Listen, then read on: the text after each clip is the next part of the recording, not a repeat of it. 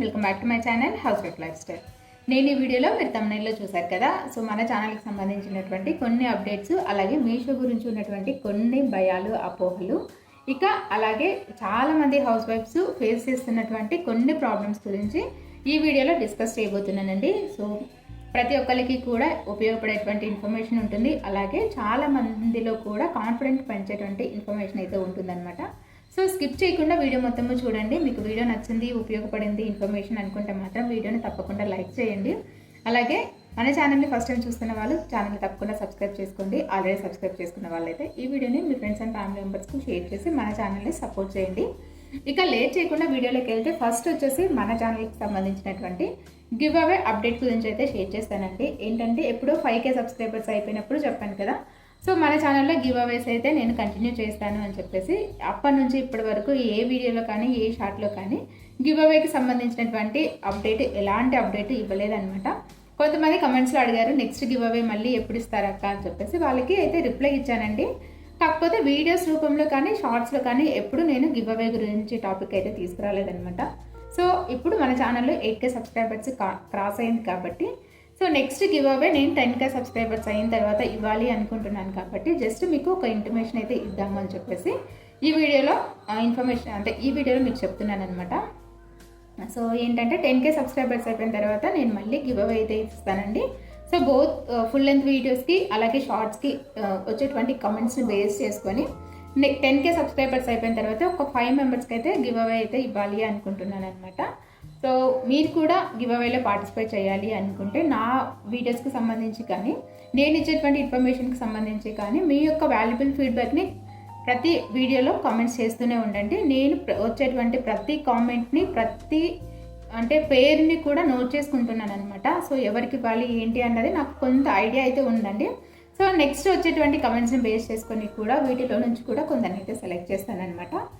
So టోటల్గా 5 మెంబర్స్కి అయితే ఇవ్వాలి అనుకుంటున్నాను. ఇంకా సో ఇంకొంచెం కన్ఫ్యూజన్లో ఉన్నానండి, గివ్ అవేకి ఏది ఇస్తే బాగుంటుంది అని చెప్పేసి. కిచెన్ ప్రోడక్ట్సా, లేదంటే గిఫ్ట్ ఐటమ్ ఇస్తే బాగుంటుందా, ఇంకా లేదంటే నార్మల్గా నేను ముందు గివ్ అవేస్కి ఇచ్చినట్లే శారీస్ ఇస్తే బాగుంటుందా అని చెప్పేసి కొంచెం కన్ఫ్యూజన్లో ఉన్నానమాట.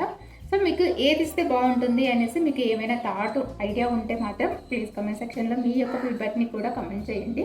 సో నేనైతే మన ఛానల్ని మోస్ట్లీ ఫాలో అయ్యేది హౌస్ వైఫ్సే కాబట్టి కిచెన్ ఐటమ్స్ ఏవైనా ఇస్తే బాగుంటుందేమో అని చెప్పేసి అనుకుంటున్నాను అనమాట.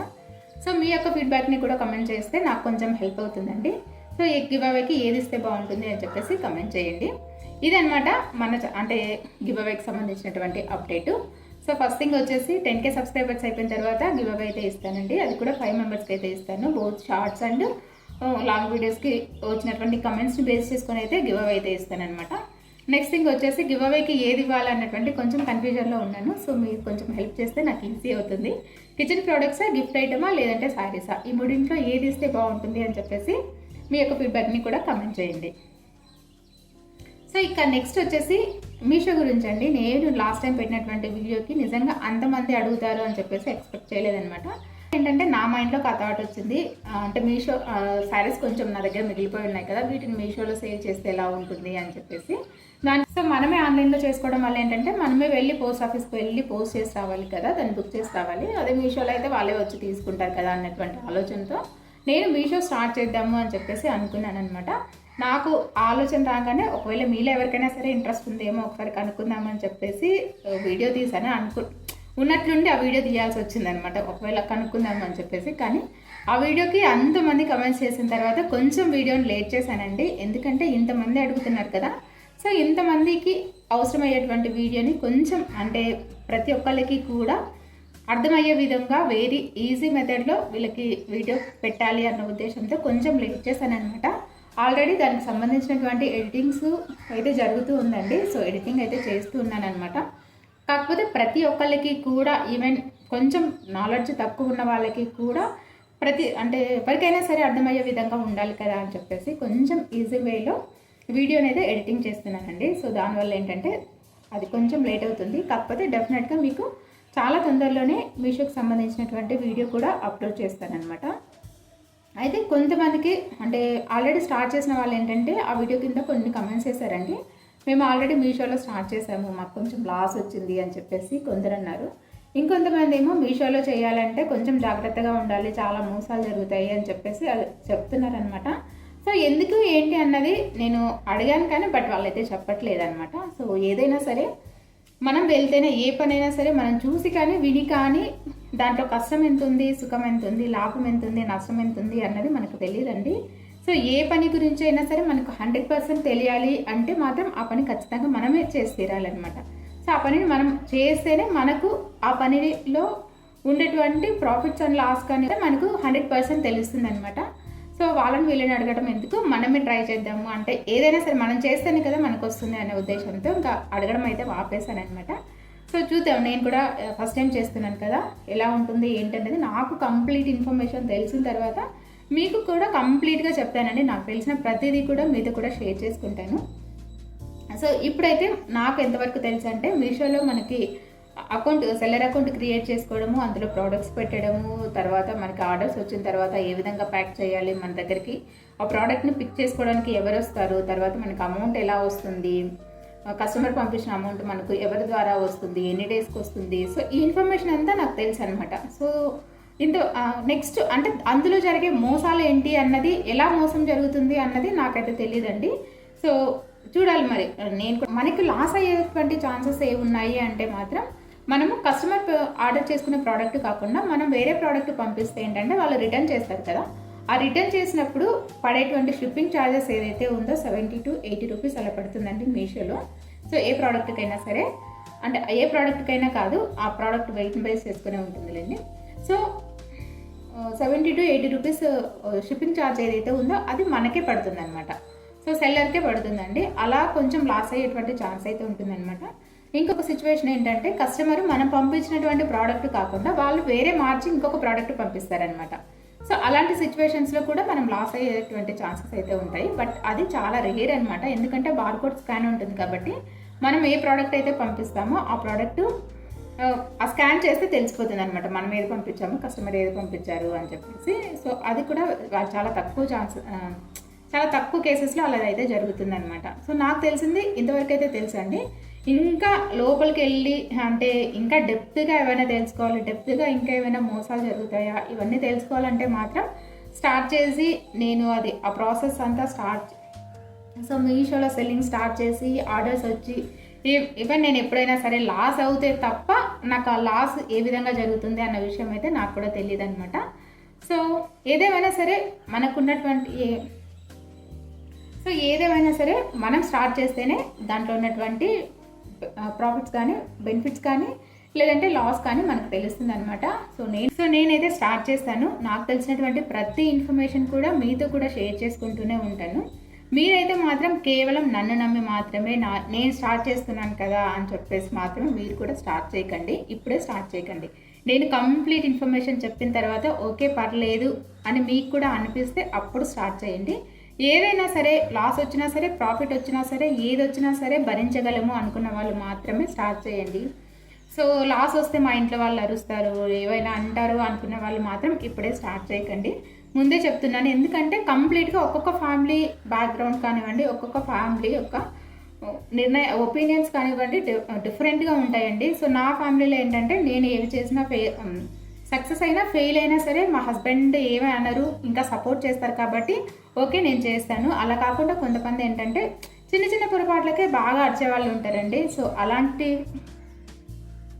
సో చిన్న చిన్న పొరపాట్లు చేసినా కూడా బాగా అరిచేవాళ్ళు, డిస్కరేజ్ చేసేవాళ్ళు ఉంటారండి కొంతమంది. సో అలాంటి వాళ్ళు కొంచెం ఆలోచించి అడిగేయడం బెస్ట్ అని నా ఒపీనియన్ అనమాట.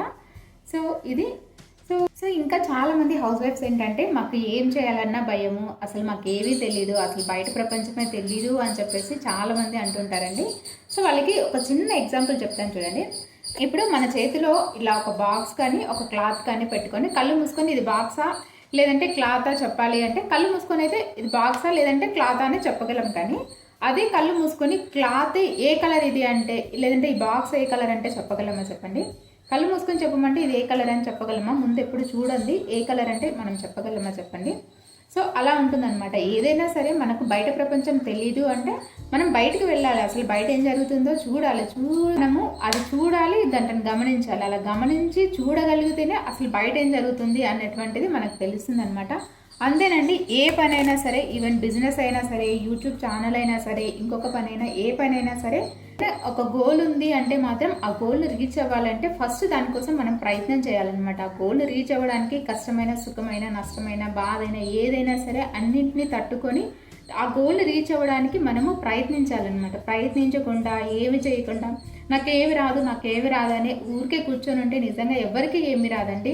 ఈవెన్ నాకు కూడా మీలో చాలామందికి నా ఛానల్ రెగ్యులర్గా ఫాలో అయ్యే వాళ్ళకి చాలామందికి తెలుసు. ఒకవేళ మీరు ఫస్ట్ టైం నా వీడియోస్ చూస్తూ ఉంటే ఒకసారి నా ఛానల్లో ఫస్ట్కి వెళ్ళండి. ఫస్ట్ వీడియోస్ చూడండి, ఇప్పుడు వీడియోస్ చూడండి, ఎంత వేరియేషన్ ఉందో మీకే తెలుస్తుంది అనమాట. వెరీ షార్ట్ అంటే ఫస్ట్ స్టార్టింగ్లో ఏంటంటే నేను ఒక్క వీడియోకి అంటే ఒక్క షార్ట్కి వాయిస్ ఓవర్ ఇవ్వడానికి almost ½ an hour to 1 hour time 1 hour కూడా పట్టిన సందర్భాలు చాలానే ఉన్నాయండి ఒక్క నిమిషం వీడియోకి. సో అర్ధగంట నుంచి గంట సేపు నేను టైం తీసుకున్నటువంటి రోజులు కూడా ఉన్నాయన్నమాట. ఇప్పుడు ఎలాంటి స్క్రిప్ట్ లేకుండా నేను ఇప్పటి వరకు స్క్రిప్ట్ ఎప్పుడు రాసుకోలేదండి. ఇన్ని వీడియోస్ చేసినా సరే, షార్ట్కి కానివ్వండి, ఫుల్ వీడియోకి కానివ్వండి, దేనికి కూడా స్క్రిప్ట్ అయితే నేను ఎప్పుడు రాసుకోలేదనమాట. జస్ట్ కెమెరా ముందుకు వచ్చి నా మనసులో అప్పటికి ఏది అనిపిస్తే, ఏది చెప్పాలనిపిస్తే అది చెప్పేస్తానమాట. చెప్పి తర్వాత థంబ్నెయిల్ క్రియేట్ చేసుకుంటాను. సో వీడియో మొత్తం షూట్ చేసిన తర్వాత థంబ్నెయిల్ అయితే అంటే వీడియోకి తగ్గట్టుగా వీడియోలో ఏ టాపిక్స్ మాట్లాడాను, సో థంబ్నెయిల్లో ఏం పెట్టాలి అని చెప్పేసి నెక్స్ట్ తర్వాత థంబ్నెయిల్ డిజైన్ చేసుకుంటాను అనమాట. సో అలా ఉంటుందండి.